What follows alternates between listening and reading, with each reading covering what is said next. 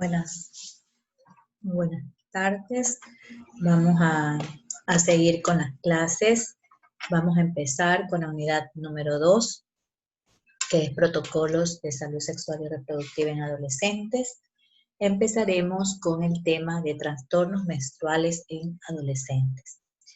Sabemos nosotros que las alteraciones menstruales constituyen una causa de consulta ginecológica bastante frecuente en esta etapa de la vida.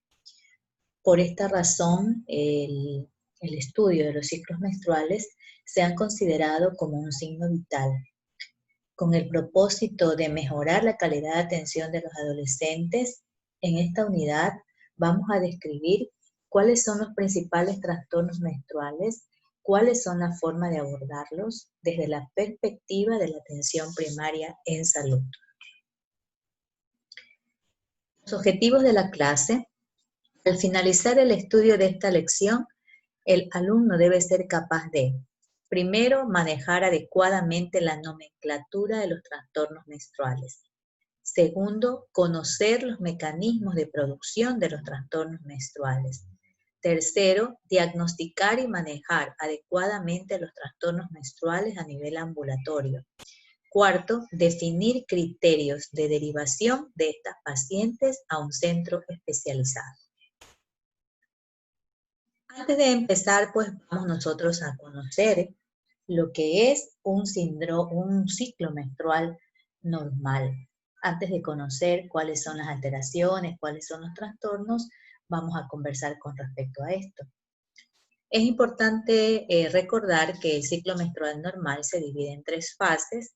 Tenemos la fase folicular, la fase ovulatoria y la fase lútea. Esto es en cuanto al ciclo ovárico, porque también tenemos el ciclo endometrial. Es muy importante reconocer que para que los ciclos menstruales sean normales se va a requerir de lo siguiente: de que haya una buena integridad del eje hipotálamo, hipófisis y gonadal, también de que los ovarios estén normales, que el endometrio sea capaz de responder a esteroides ováricos y que tanto las funciones tiroideas y adrenal estén normales. Entonces, antes de entender, vamos a evaluar bien lo que es el ciclo normal. Entonces, habíamos dicho que hay el ciclo ovárico y también tenemos el ciclo endometrial. Entonces, a nivel del ciclo ovárico tenemos la fase folicular, tenemos la fase ovulatoria y tenemos la fase lútea. Partimos en el día 1 contando de que un ciclo puede ser de 28 días, ya que el primer día empieza el primer día que inicia el sangrado menstrual y que termina un día antes de empezar el siguiente ciclo. Entonces, como vemos en el gráfico, en el día 1 partimos con unos niveles muy bajos, tanto de estrógeno como de progesterona, los cuales de forma progresiva, a medida que la fase folicular va aumentando, que va avanzando, comienzan a aumentar los estrógenos. Hacia el día 12, como vemos en el gráfico, hace un pico que concuerda inmediatamente después con la entrada de la fase ovulatoria, que es del día 12 hasta el día 14, en la cual pues la LH es la encargada. Finalizando esta fase de ovulación, hay una progresiva elevación de las concentraciones circulantes de progesterona y una elevación menor o una curva ascendente menos acelerada de los niveles de estrógeno.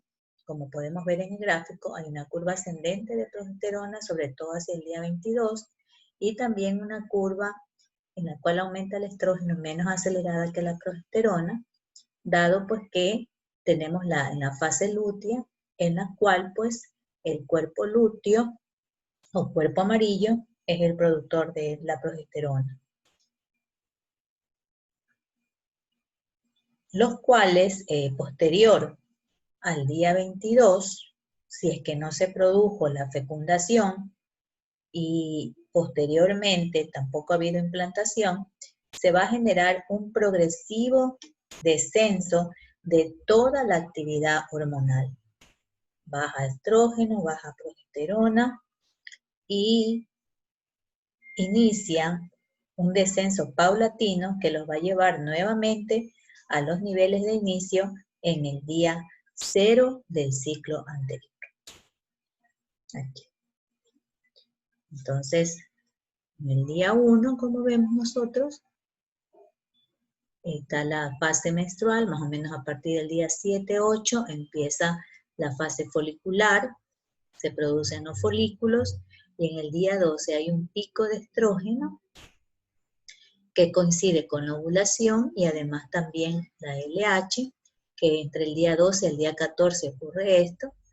Posteriormente comienza a haber un ascenso de la progesterona y de los estrógenos, más o menos alrededor del día 22, en la cual el cuerpo lúteo produce que se forme la progesterona, y si no ha habido la fecundación, entonces no recibe la orden de que ha sido fecundado y posteriormente ha habido una implantación, entonces el cuerpo lúteo empieza a trecearse y comienza una disminución paulatina de estrógeno-progesterona y otra vez empieza el ciclo. Entonces, el objetivo principal del ciclo menstrual, entonces, es la formación de un óvulo, ¿verdad? Bien, entonces aquí vemos en el gráfico más detallado la fase ovulatoria que decíamos que era entre el día 12 y el día 14, en el ovario, pues una vez que ha habido el proceso de la fase folicular, el proceso de selección, se produjo el folículo de Graf o el ovocito que está maduro, sale del ovario por la acción de la LH y queda pues el cuerpo amarillo o el cuerpo lúteo, que es el que va a comenzar a producir progesterona más o menos alrededor del día 22. Entonces, expulsa y se produce hacia el día 21 la luteinización de las células de la teca internas de la granulosa, se forma el cuerpo lúteo y si no hay la fecundación, hay una degeneración, se atrecia este cuerpo lúteo y comienzan a descender los niveles tanto de estrógeno como progesterona para empezar el nuevo ciclo. En este cuadro vemos juntos tanto el ciclo ovárico como el ciclo endometrial. Entonces tenemos que en el ciclo ovárico vemos que la fase folicular en la que hay la selección del folículo, luego entre el día 12 y el día 14 que es la fase de ovulación, en la cual es expulsado el ovocito, luego se forma la fase lútea en la cual se forma el cuerpo amarillo o el cuerpo lúteo, que es el que va a producir la progesterona, y está ocurriendo en el endometrio, tenemos la fase menstrual, tenemos la fase proliferativa y tenemos la fase secretora. Esto más o menos es lo que ocurre en un ciclo de 28 días. Bien, entonces, para que haya esta regulación hormonal del ovario, vemos nosotros que es importante que haya pues que este eje hipotálamo, hipófisis gonadal esté bastante regular para que pueda ocurrir la ovulación, o sea, cumplir con su objetivo, ¿verdad? Entonces, sabemos nosotros que la primera fase del ciclo o la fase folicular tiene una duración aproximada de 2 semanas, pero la misma puede variar de 7 a 21 días. En esta fase, el hipotálamo, mediante la hormona liberadora de gonadotrofinas, la GnRH, estimula la hipófisis para liberar a la hormona folículo estimulante y a la hormona luteinizante, que es la LH. Ambas hormonas estimulan el desarrollo de los folículos ováricos y la síntesis de hormonas esteroides. Así, cuando aumenta la concentración de estrógenos, se va a estimular la proliferación de la mucosa endometrial, como vimos en el gráfico anterior, que a su vez ejerce un efecto de retroalimentación negativa sobre la FSH y de retroalimentación positiva en LH. Para que ocurra la ovulación, es necesario que ambos tipos de retroalimentación sean funcionales. La fase lútea inicia después de la ovulación, cuando el folículo ovárico remanente se convierte en el cuerpo lúteo. En esta fase, también conocida como secretora, se presentan cambios de las glándulas y arteriolas del endometrio por efecto de la progesterona como preparación para la fecundación. Tiene una duración alrededor de 14 días y termina cuando hay la fecundación. En ausencia de la fecundación, ocurre la menstruación, ya que el cuerpo lúteo se atresia y van a empezar a disminuir los niveles de progesterona y también de estrógeno. Para concluir el ciclo, la disminución de la progesterona y estrógeno estimula el incremento de FSH y LH vía retroalimentación negativa.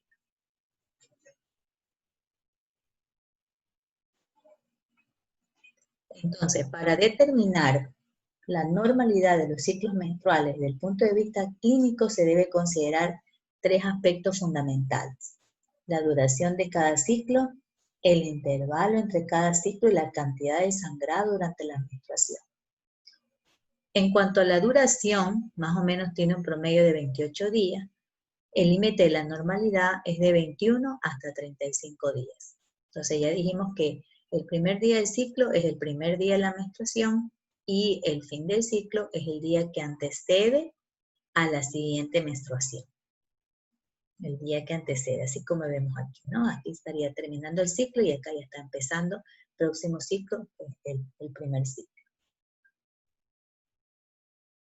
Entonces, tenemos que ver los siguientes aspectos, como dijimos, la duración entre cada ciclo y también vamos a ver la cantidad del sangrado durante la menstruación.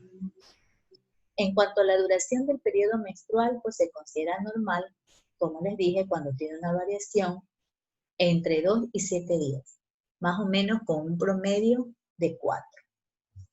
Y en cuanto a la frecuencia, pues entre 21 y 35 días. Este tiempo depende principalmente de la fase folicular, que es la que suele demorar un poco más. El tercer aspecto, y probablemente el más difícil de evaluar, se refiere a la cantidad de sangrado durante la menstruación. En general, el volumen normal total no va a ser mayor de 80 ml. Más o menos tiene un promedio de unos 30 a 40 ml por ciclo.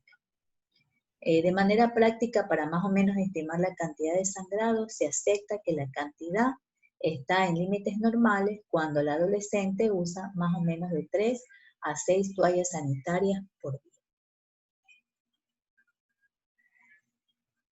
Entonces, ¿qué es la menstruación? La menstruación va a corresponder al flujo sanguíneo cíclico que ocurre como consecuencia de ciclos ovulatorios, ya que el objetivo principal pues, es producir, madurar un óvulo, y en caso de que no se produzca, de que este óvulo no sea fecundado, entonces este óvulo cae y se va a desprender con la capa funcional del endometrio. Entonces este sangrado es lo que se llama la menstruación y que va a ser de manera cíclica, de manera regular y de manera espontánea. Y la duración, pues, más o menos el promedio de 2 a 7 días, ¿no? Entonces, hay tres características fundamentales del ciclo menstrual que no debemos olvidar, que es la ciclicidad, que se refiere a la repetición de eventos hormonales y endometriales, la regularidad, que se refiere a la semejanza de la duración de los ciclos sucesivos, y a la espontaneidad, que es la relación con la ocurrencia natural de los eventos del ciclo. Entonces, aquí en la imagen nosotros podemos observar cómo es importante que a nivel del hipotálamo, mediante la hormona liberadora de gonadotrofinas, la GnRH, estimula a la hipófisis para liberar las hormonas folículo estimulante y la LH, y a su vez que actúa sobre el ovario para producir el estrógeno y la progesterona. Así es como actúa el ciclo. Entonces, si ocurre el óvulo, recursa ahí el óvulo, deja el cuerpo amarillo que produce la progesterona. Esto se produce pues cuando hay la ovulación, cuando hay, abandona el ósito o el folículo de Graf, abandona el ovario, queda el cuerpo amarillo. Si el óvulo no es fecundado, entonces se desprende la capa funcional del endometrio y viene lo que se llama la menstruación. Bien, entonces aquí tenemos un resumen, ¿no?, del ciclo menstrual femenino. Considerando que es de 28, un ciclo de 28 días, vemos aquí nosotros que el primer día pues viene la menstruación, que más o menos dura entre 2 a 7 días, que es lo normal. Y posteriormente, a partir del 7º día, pues ya empieza la fase folicular, en la cual pues se aumentan los estrógenos, hay la selección del folículo, más o menos entre el día 12 o el día 14, ocurre lo que se llama la ovulación, gracias al pico de la LH, sube la LH y entonces se produce la ovulación. Posteriormente, una vez que ya se ha producido el folículo de Graf, entonces queda el cuerpo amarillo que va a producir la progesterona y más o menos a nivel de, va a comenzar a subir la progesterona más o menos al día 21, día 22, en la cual si no recibe la respuesta de que el óvulo fue fecundado, esta progesterona va a comenzar a bajar, así mismo como el estrógeno, al igual que la FSH, la LH, y comienza la fase, el siguiente ciclo con la fase menstrual, ¿sí? Entonces aquí tenemos la fase ovulatoria, entonces tenemos el ciclo ovárico, la fase folicular, va seleccionando el folículo, ocurre la ovulación por el pico de la LH, sube la LH, miren, sube la LH más o menos entre el día 12 y el día 14 ocurre esto, entonces queda el cuerpo amarillo que va a empezar a producir progesterona. También vemos que los estrógenos empiezan a subir un poco, pero en una curva menos ascendente que la progesterona.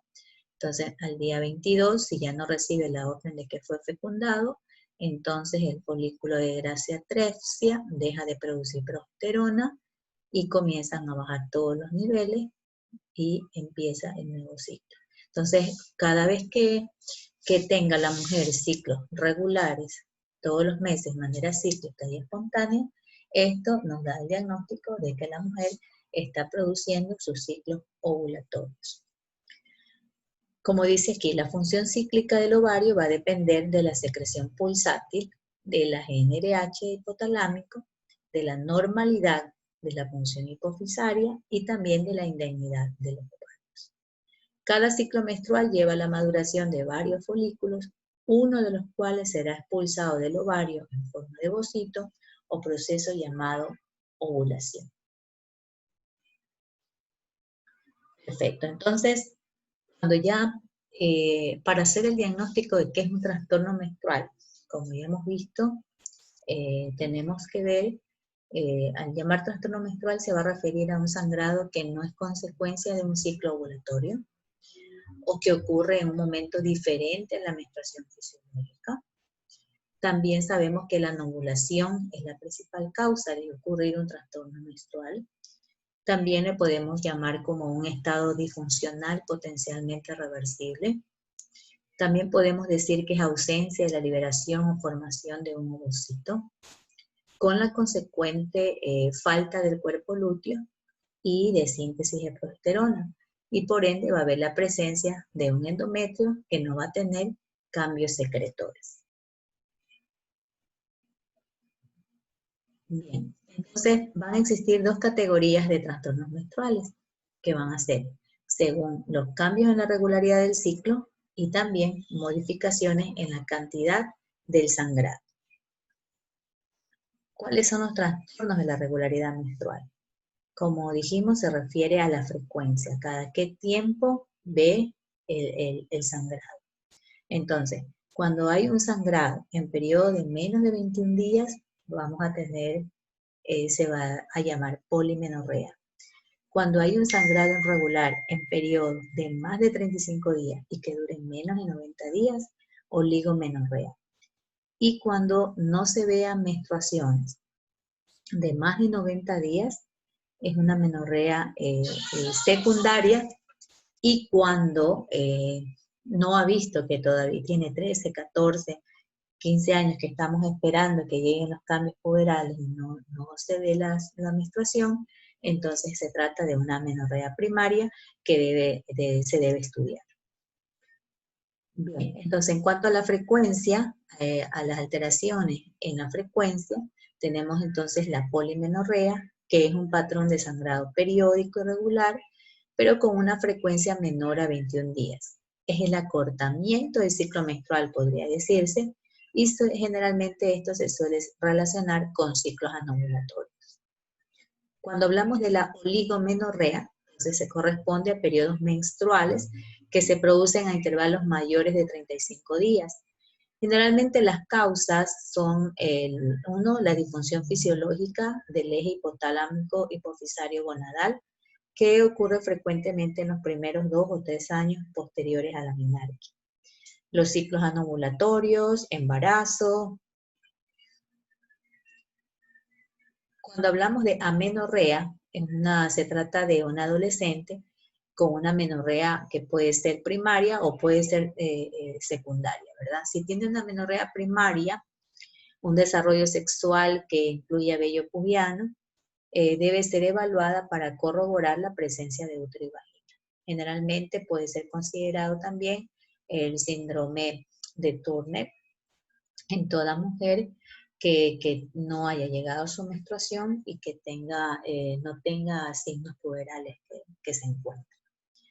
En toda mujer con amenorrea secundaria debe realizarse, siempre hay que descartar un embarazo, hay que hacer una prueba. También mediante una ecografía, si vemos que tiene ovarios poliquísticos y que tiene, por ejemplo, intolerancia a la glucosa, entonces debe ser valorada para un síndrome de ovario poliquístico.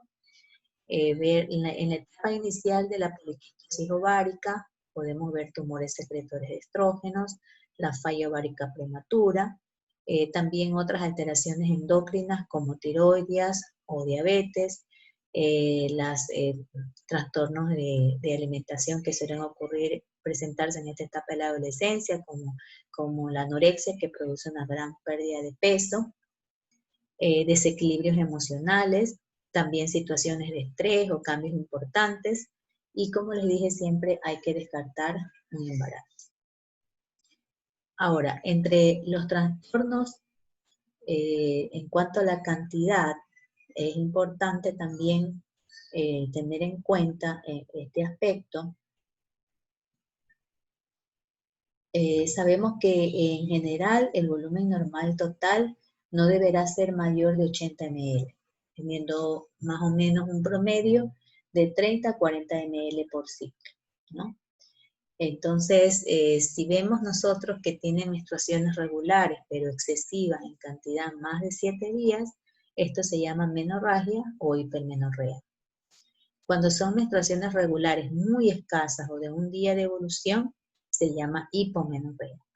Y cuando es un sangrado uterino excesivo y extemporáneo, o sea, fuera del ciclo menstrual normal, es lo que llamamos la metrorragia.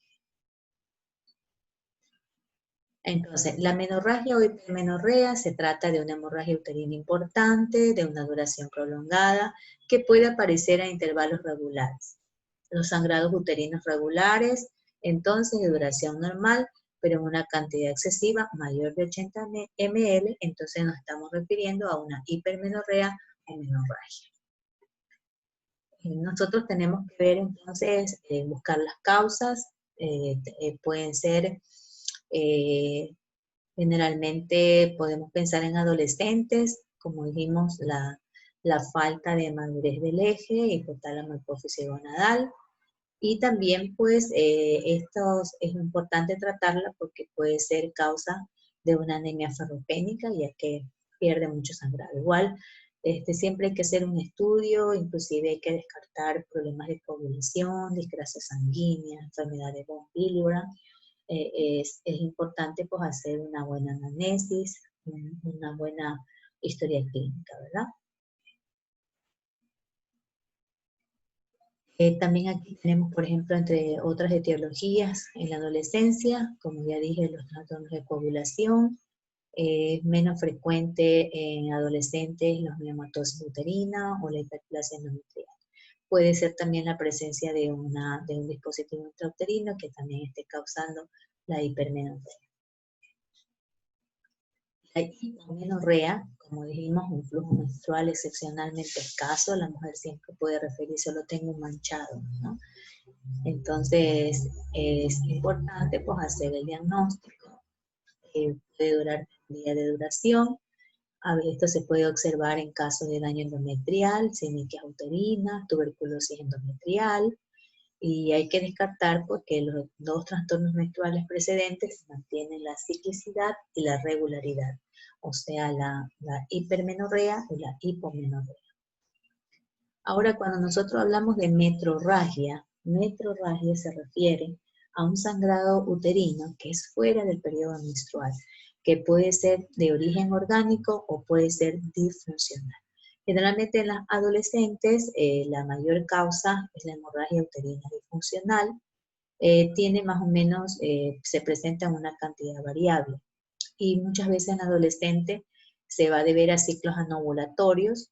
Uno de ellos, lo primero que se nos viene a la mente es la inmadurez del eje hipotálamo hipófisis gonadal, y también tenemos que hacer estudios de pronto de trastornos de la coagulación, como les dije, las discrasias sanguíneas, investigar enfermedades de von Willebrand. Y tenemos que hay algunas causas y hay algunos mecanismos por los cuales se presentan estos sangrados uterinos de tipo disfuncional. Bien sea un sangrado por deprivación de estrógenos, un sangrado por disrupción durante el estímulo estrogénico, un sangrado por deprivación de progesterona, un sangrado por disrupción durante estímulo de progesterona. Entonces aquí tenemos que el sangrado por deprivación de estrógeno puede condicionar una falencia en la sustentación endometrial y su consecuente descamación. Muchas veces cuando de pronto el adolescente está tomando alguna terapia estrogénica y la suspende de repente. También es la causa de goteo periovulatorio que ocurre por la caída de estrógenos que precede a la ovulación.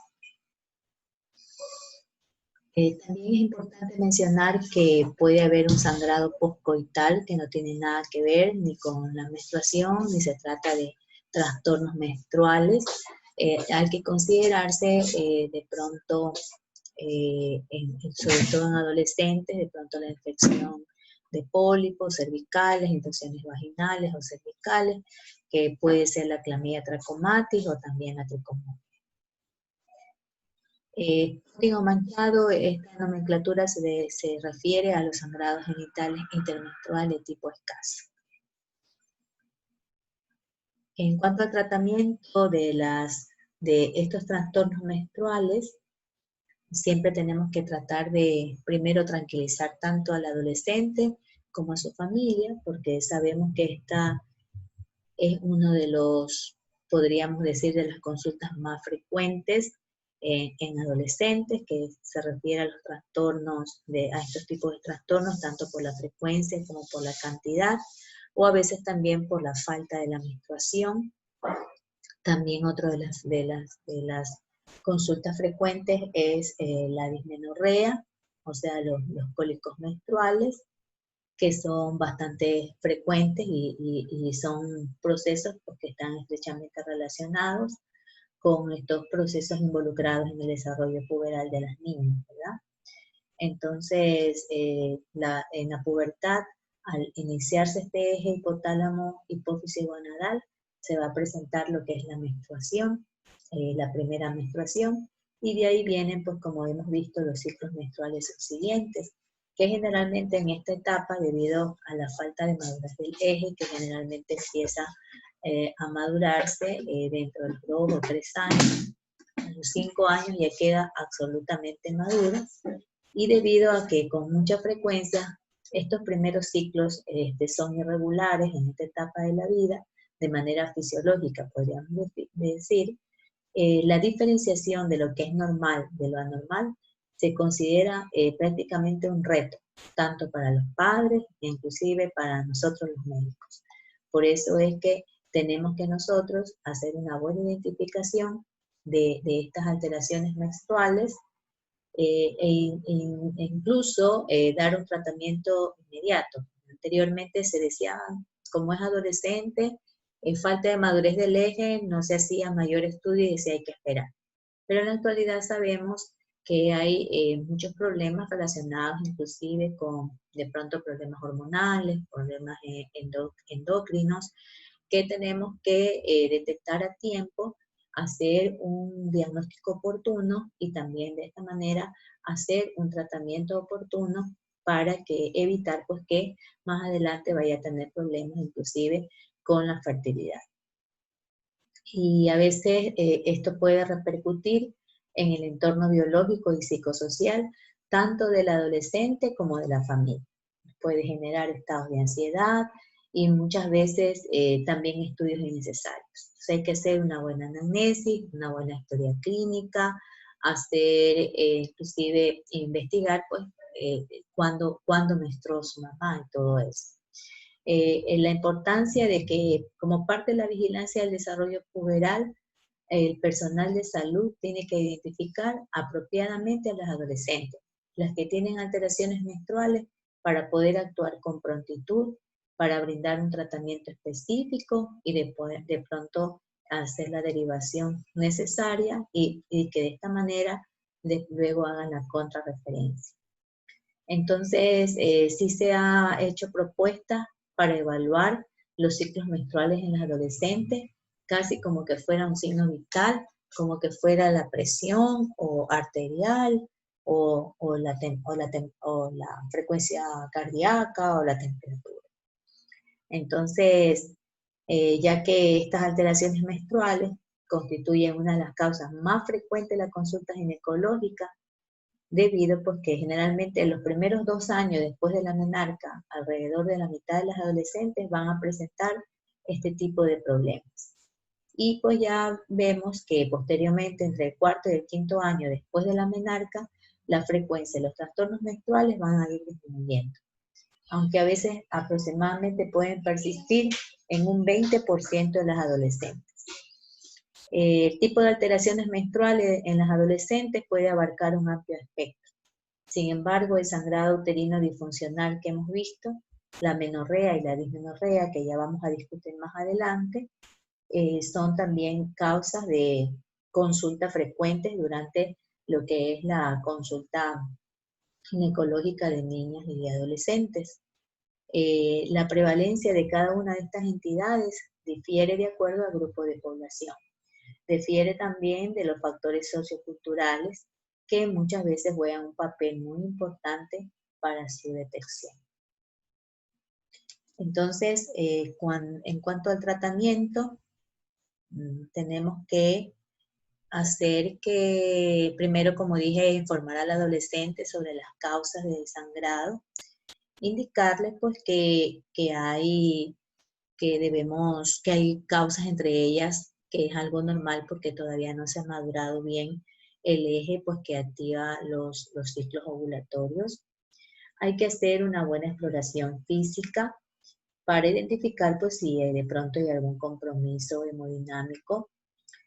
También tenemos que hacer una valoración, como dije, buscando alguna enfermedad subyacente, como las displasias sanguíneas, por ejemplo, la enfermedad de Pompe-Dibrán o la hemofilia.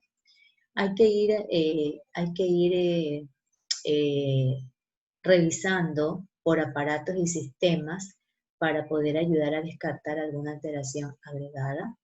Investigar qué tipo de ejercicios realiza, si no hay un ejercicio intenso, o si tiene algún tipo de problemas nutricional, que muchas veces son causa frecuente de trastornos menstruales, como la anorexia principalmente.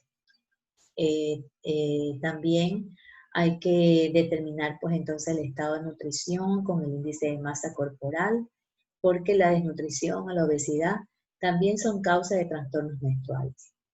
Entonces, debe incluirse también en el examen físico los aspectos neurológicos, la búsqueda de signos de posibles endocrinopatías, buscar galactorrea, si no hay hirsutismo, acantosis nigricans, pensando en una diabetes, en un síndrome de insulinoresistencia, así también como la búsqueda intencionada de sangrado en otros sitios o buscando también visceromegalia.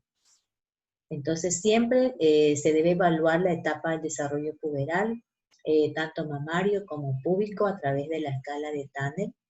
Y al realizar la exploración de los genitales externos, hay que ver la morfología, el tamaño del clítoris, si hay presencia o no de leucorrea, si hay laceraciones, y también siempre pues signos que sugieran embarazo, ¿verdad? Y en pacientes sexualmente activas se va a recomendar la revisión instrumentada con espéculo para identificar datos, por ejemplo, de cervicitis, así como si es posible hacer toma de muestras para buscar agentes de infecciones de transmisión sexual como clamidia trachomatis. La exploración bimanual nos va a ayudar a la identificación de alguna alteración a nivel de los ovarios, el tamaño, sensibilidad.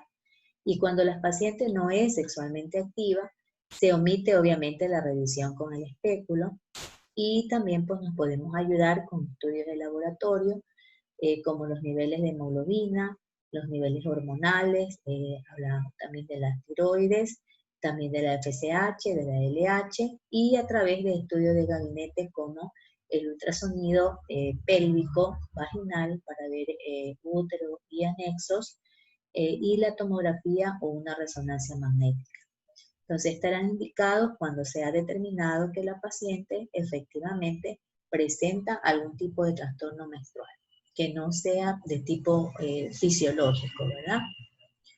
Entonces, haciendo un resumen, tenemos que las alteraciones menstruales se refieren a cualquier trastorno, tanto en el ritmo, en la frecuencia, cantidad o duración del ciclo menstrual. Tenemos que las alteraciones pueden ser únicas o pueden ser combinadas, es decir, que se presente más de una anormalidad. Puede tener una polimenorrea y una hipermenorrea, o una polimenorrea o una hipomenorrea, ¿verdad? Entonces, en conclusión, la frecuencia de los ciclos menstruales está regulada por la función ovárica y va a depender de la maduración del folículo, va a depender del mecanismo ovulatorio, va a depender de la duración del cuerpo lúteo. Por lo que un desarrollo folicular anormal con acortamiento de la fase folicular y de una fase lútea insuficiente da lugar a lo que se va a llamar polimenorrea. Entonces, este término identifica menstruaciones más frecuentes a intervalos menores de 21 días, los cuales van a ocurrir siempre después de la ovulación. Por el contrario, cuando hablamos de la oligomenorrea, que también llamada oxomenorrea, se presenta cuando existe el alargamiento de la maduración folicular, con una fase lútea normal o breve, o bien una fase lútea prolongada, lo cual es menos frecuente. De esta forma, las pacientes con oligomenorrea son las que presentan menstruaciones con intervalos de 35 a 90 días. Y también veíamos que dentro del grupo de las alteraciones del ritmo se incluyen también la metrorragia, que es un sangrado acíclico que se presenta de manera irregular fuera del ciclo menstrual normal, y también existe lo que se llama la menometrorragia, que es un sangrado abundante que se presenta con intervalos irregulares en pacientes que no tienen periodos menstruales normales. Entonces, esto en cuanto a la alteración del ritmo. Y en cuanto a las alteraciones de la cantidad, sabemos que el miometrio regula la cantidad de sangre en cada menstruación, ya que al contraerse va a producir vasoconstricción y disminución del aporte sanguíneo al endometrio, así como la proliferación de la capa basal, la cual permite la repitelización del endometrio. Entonces, cuando hay alteraciones en alguna de estas dos funciones, puede haber hipomenorrea, que es una menstruación escasa, un sangrado menor de 30 ml. Se va a presentar como unas gotitas, dice la paciente, y con una duración de menos de 2 días. Por el contrario, la hipermenorrea es una menstruación abundante en la cual la paciente refiere más o menos que puede durar de unos 7 días o más y es mayor de 80 ml. Y el sangrado uterino disfuncional, que decíamos que es una de las principales problemas que presentan los adolescentes, sobre todo cuando empiezan recién a activarse su ciclo. Entonces, este se trata de un sangrado uterino anormal, es decir, cualquier tipo de trastorno menstrual en ausencia de alguna afección estructural o por enfermedad subyacente. Entonces, cuando no encontremos ninguna afección estructural ni ninguna enfermedad subyacente, nosotros hablamos de un sangrado uterino disfuncional o metrorragia disfuncional. Por ello, esta condición se considera como un diagnóstico más o menos de exclusión y su prevalencia en la adolescencia pues, es alrededor del 20%. Y el principal mecanismo que está involucrado en este problema es la anovulación. Entonces, y generalmente por la falta de madurez del eje hipotálamo hipófisis ovario. Generalmente en estos ciclos hay carencia de progesterona. Al estar solo presente el estradiol no va a existir efecto de oposición, entonces favorece la proliferación endometrial y más adelante inclusive puede haber una hiperplasia. Al haber fluctuación en los niveles circulantes de estrógeno, se va a generar la interrupción del crecimiento endometrial. Entonces, aun cuando no existe un cuadro característico del sangrado uterino disfuncional o metrorragia disfuncional, se describe habitualmente que los ciclos anovulatorios tienen comportamientos clínicos variables que se van a caracterizar por sangrados prolongados, excesivos e irregulares. Sin embargo, su espectro es amplio y puede ir desde anormalidades del intervalo hasta de la cantidad o de la duración de los ciclos menstruales. Entonces, siempre debemos considerar, entre los diagnósticos diferenciales, igual hay que considerar un embarazo, un aborto completo, un embarazo ectópico, siempre hay que considerar esto y siempre solicitar la prueba inmunológica del embarazo como parte fundamental de los estudios de laboratorio.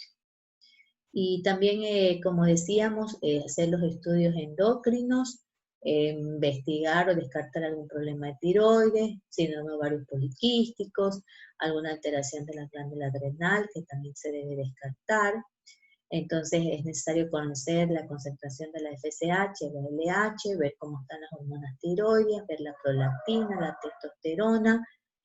Eso es importante para nosotros hacer la valoración, así como la infección, como la cervicitis, la enfermedad pélvica inflamatoria, que también pueden ocasionar sangrados irregulares. Entonces hay que buscar infecciones de transmisión sexual, como la clamidia trachomatis, la gonorrea, también la vaginosis bacteriana o la tricomoniasis.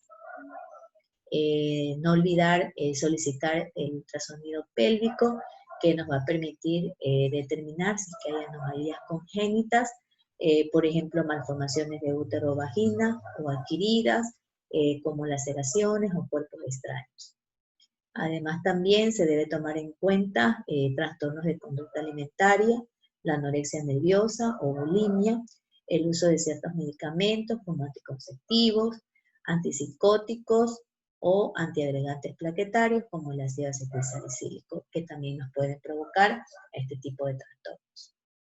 Entonces, una vez que nosotros ya hayamos descartado todas estas condiciones, entonces debemos nosotros tranquilizar al paciente, tranquilizar a la familia indicarle cuáles son las causas, qué es lo que tenemos que hacer, tratar la anemia si hubiera, y todos los cambios hemodinámicos que son secundarios al sangrado activo. Entonces, también dar analgésicos, antiespasmódicos. Si se necesita pues prevenir el embarazo, pues le podemos dar tratamientos para inhibir la ovulación. O sea, todo va a depender también del tratamiento, va a depender de la causa y va a depender también de las metas reproductivas de la paciente en caso de que ella tenga una vida sexual activa, ¿verdad? Entonces, dependiendo de esto, nosotros vamos a dar un tratamiento. Vamos a ver, por ejemplo, en aquellas pacientes que tiene, por ejemplo, siempre generalmente los tratamientos hormonales en estos casos van a lograr una buena respuesta para tratar el sangrado activo. Pacientes con alguna contraindicación para el uso de estrógenos, y en caso de sangrado moderado vamos a usar el acetato de norintendrona, 10 miligramos por día por 5 a 10 días, y nos va a calmar el sangrado.